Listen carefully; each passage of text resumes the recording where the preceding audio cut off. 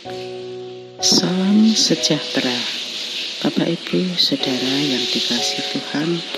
Puji syukur pada Tuhan bahwa saat ini kita diizinkan berjumpa kembali melalui program Saat Teduh bersama GKJW Singosari. Firman Tuhan yang menyapa kita saat ini diambil dari Filipi pasal 4 ayat 8 dan 9 yang demikian. Jadi akhirnya saudara-saudara, semua yang benar, semua yang mulia, semua yang adil, semua yang suci, semua yang manis, semua yang sedap didengar, semua yang disebut kebajikan dan patut dipuji, pikirkanlah semuanya itu.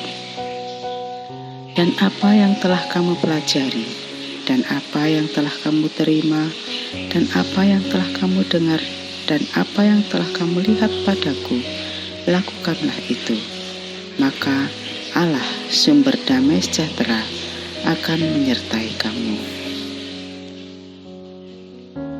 Bapak Ibu Saudara yang dikasihi Tuhan, Rasul Paulus menasihati jemaat Filipi agar mereka selalu memikirkan hal-hal yang benar, yang mulia, yang adil, yang suci, manis, sedap didengar, kebajikan, dan yang patut dipuji.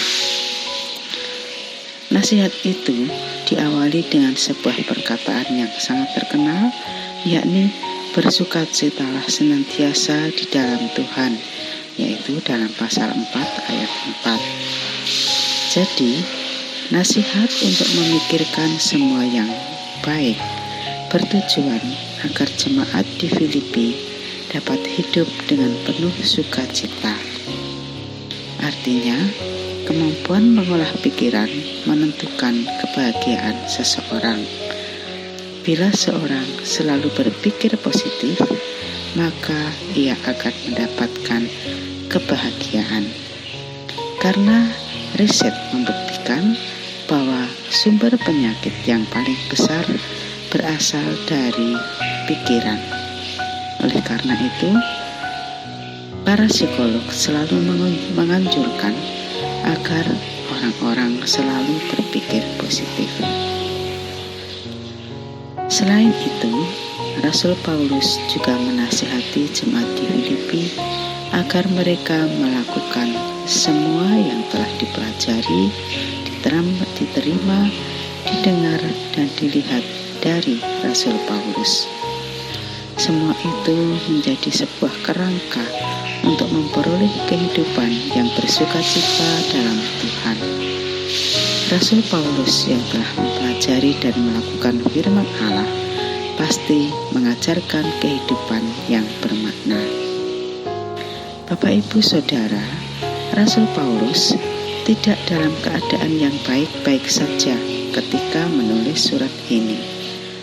Karena faktanya, waktu itu dia sedang berada di dalam penjara. Alasan yang membuatnya tetap bersukacita dalam keadaan sulit adalah karena dia mampu mengolah pikirannya.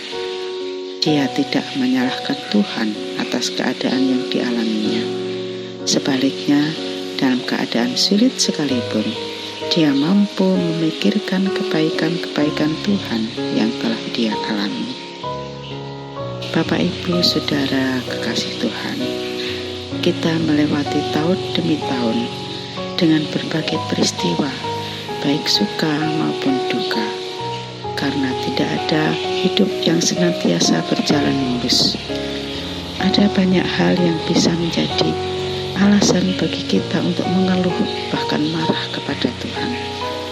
Akan tetapi, ada lebih banyak sisi lain yang dapat kita tinjau, yakni kebaikan-kebaikan yang Tuhan sudah kerjakan bagi kita.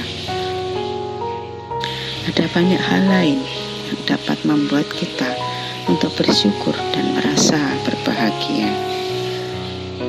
Menapaki waktu-waktu ke depan, kita perlu selalu ingat kebaikan Tuhan pada masa lalu. Pikirkan dan jadikan itu sebagai disiplin rohani untuk dapat melakukan firman Tuhan dengan setia.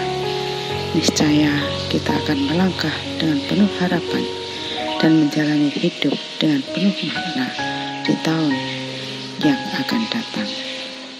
Puji Tuhan yang senantiasa menyertai dan memberi kekuatan kepada kita menjalani hari-hari kita di tahun ini, dan tetap akan menyertai dan memberkati kita menjalani hidup di tahun yang akan datang.